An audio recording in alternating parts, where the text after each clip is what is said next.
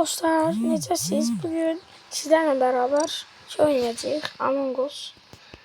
Bu arada baxın, karakterim budur, rəngimiz budur.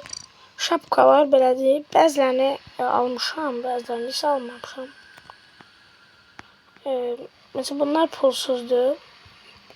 Ama bunları isə almışam. Bunu. Şovarlardan da bunların paltarlardan bunları pulla almışam. Şapkalardan da bunu pulla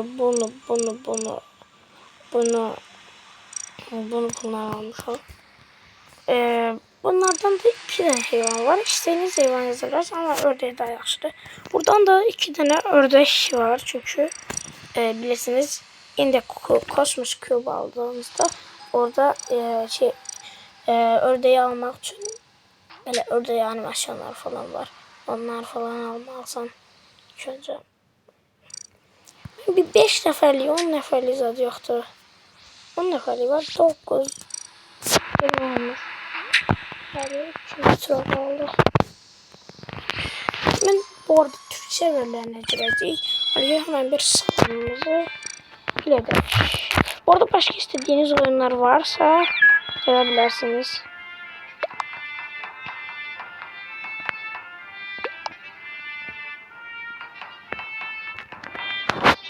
Bence 5 nəfərlə başlayacaq daha da şey olur. Bu oyun 1 saattir yayınladı. Ben bu kadar da inanmaram. İnanmaram 1 saat boyu. Ha oynayanlar var mesela canlı yayında falan var. Bu arada canlı yayın açmak isteyenler canlı yayın açacağım. İsteyenler like atıp abone olsun ki canlı yayında daha çok kişiyle oynayabilək. Rolleri açmıyorlar. Oo, ben de değilim ki. Ben derim bayadan niye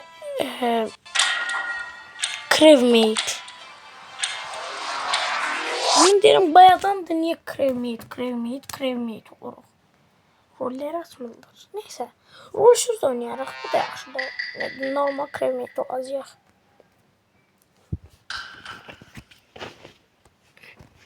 Hemen bəziləri çıxır. Rol yoxdur da.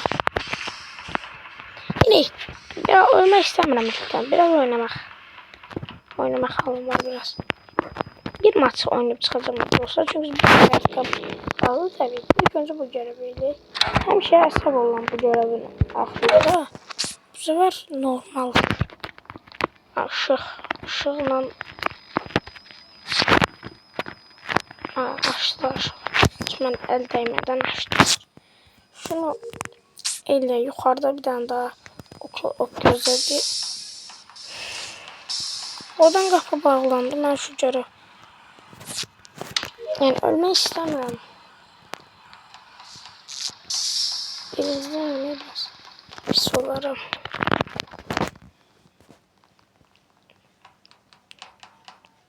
Hem de shield. Bura kondu. Oo.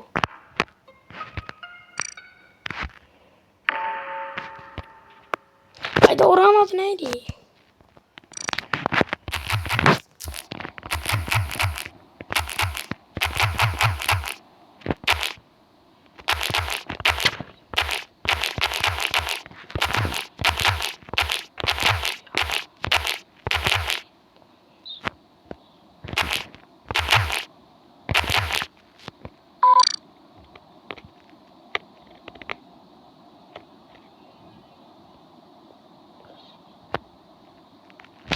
Bir basın yani.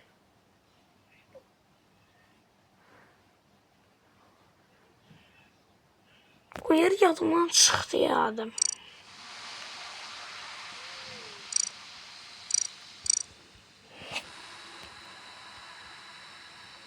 What the hell? Oyundan attılar bana. Allah'ım. Neyse dostlar, videonu indi bağlayıram. Bugün bu kadar idi çünkü zərtkam az oldu. Baxın 13'tü zərtkam. Gelen videoda 1-2 saatlik oynayarıq. İstəyən var.